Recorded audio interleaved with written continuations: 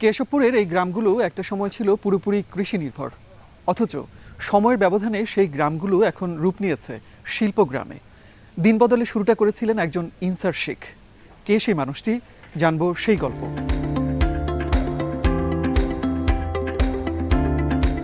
সেই ৮০-র দশকের কথা। আলতাপুল গ্রাম তখন অভাব অনটনে জর্জর। কৃষি ছাড়া উপার্জনের ভিন্ন কোনো পথ নেই। কি করা যায় ভাবছিলেন গ্রামের প্রবীণ কাঠমিস্ত্রি ইনসার শেখ। একটা সময় সীমান্ত পেরিয়ে তিনি ভারতে যান। সেখানে বাঁশ ও কাঠ দিয়ে শৌখিন পণ্য তৈরির প্রশিক্ষণ নেন। তারপর দেশে ফিরে ১৯৯৫ সালের দিকে কাঠ পণ্য তৈরির কাজ শুরু করেন ইনসার শেখ। গড়ে তোলেন ছোট্ট একটা কারখানা। আমার বড় ছেলেটা অন্য লোকের সাথে পালাই গেল, তাই আর কি খোঁজ করতে যাইয়ে ছেলেও খুঁজে আইলো আর এই কাজও শিখিয়ে আইলো এই জায়গার থেকে। সেখান থেকে এই পর্যন্ত সবাই এখন তৈরি কমাই খাচ্ছে। আগের থেকে বাঁশের ফুলদানি করতো, বাঁশ দিয়ে তৈরি করতো।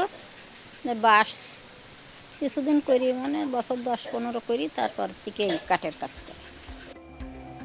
তারপরেই বদলে যায় আলতাপুল গ্রামের ভাগ্য। ইনসার শেখের সাফল্য দেখে এলাকার অন্য আরও অনেকে কাঠ পণ্য তৈরির কাজ করতে উৎসাহী হন, তার কাছ থেকে প্রশিক্ষণ নেন। এভাবেই কেশবপুর উপজেলার কাঠ কুটির শিল্পের গোড়াপত্তন। ইনসার শেখ বেঁচে নেই, কিন্তু তার পরিবার এখনো ধরে রেখেছে কাঠ পণ্য তৈরির কাজ। আমাদের এলাকার পরিবেশটা এমন ছিল না, জরাজীর্ণ ছিল এবং দারিদ্রতার হার অনেক ছিল। এখন প্রায় ১-১৫০ প্রোডাক্ট এই মেহগনি কাঠ থেকে তৈরি হয়।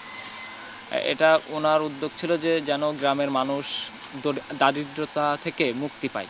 তার কারণে উনি এই কাজটা প্রথমে নিয়ে আসেন। আনার পরে ছোট্ট পরিসরে শুরু করে ২৩ মাইল বাজারে। শুধু ২৩ মাইল বাজারে না, আমি যতদূর শুনেছি এই কাজটা করার জন্য তিনি এই অঞ্চলের বাইরেও গিয়েছেন। রাজশাহীতে বহুত দিন কাজ করছেন, খুলনাতে অনেক দিন কাজ করছেন, ফুলতলাতে অনেক দিন কাজ করছেন। তার পরবর্তীতে এসে উনি এই ২৩ মাইলেই বিদ্যুৎ ছিল না।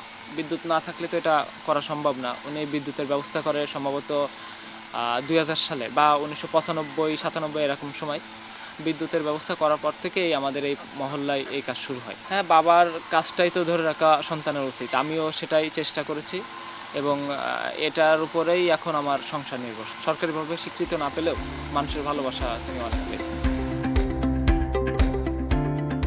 কাঠকুটির শিল্পে আলতাপুল ও আশপাশের কয়েক গ্রাম এখন স্বাবলম্বী।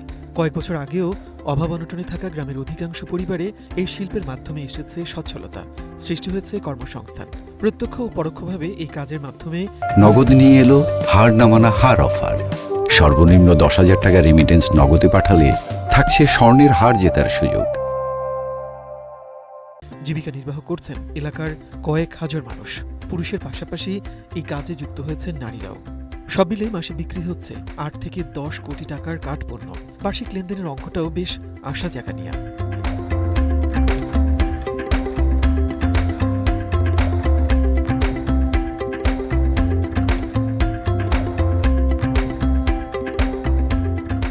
কাঠমিস্ত্রির চেনা সেই সংজ্ঞাটাও বদলে দিয়েছে যশোরের এসব গ্রাম।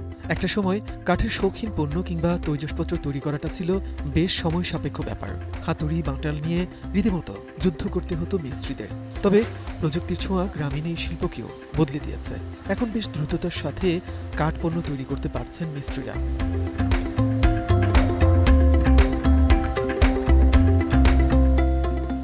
গ্রামের কারখানাগুলোতে মূলত কাঠের প্লেট, তরকারির বাটি, ফুলদানি, কলমদানি, অ্যাস্ট্রে, খুন্তি, হামাম দিস্তা, রুটি বানানোর বেলুন পিঁড়ি, বাচ্চাদের খেলনা সেট, আকুপ্রেশারের বিভিন্ন উপকরণ সহ ৩০ থেকে ৪০ রকমের পণ্য তৈরি হয়।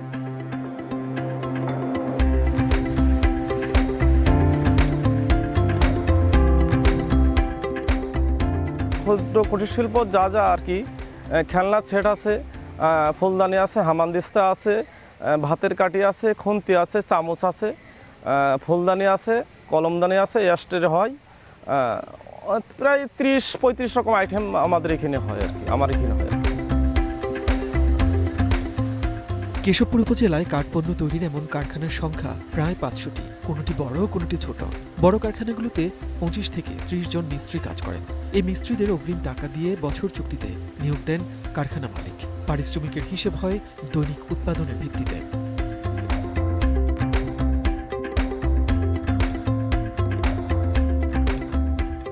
যশোরের কেশবপুর উপজেলার আলতাপোল গ্রামের প্রায় প্রতিটি বাড়িতেই চলে এমন কর্মযজ্ঞ। এখানকার তৈরি ছোট্ট ছোট্ট কাঠের এই পাত্রগুলো কিংবা শোপিসগুলো শুধু একটা কাঠের পাত্র নয়, বরং সম্ভাবনাও এক শিল্প।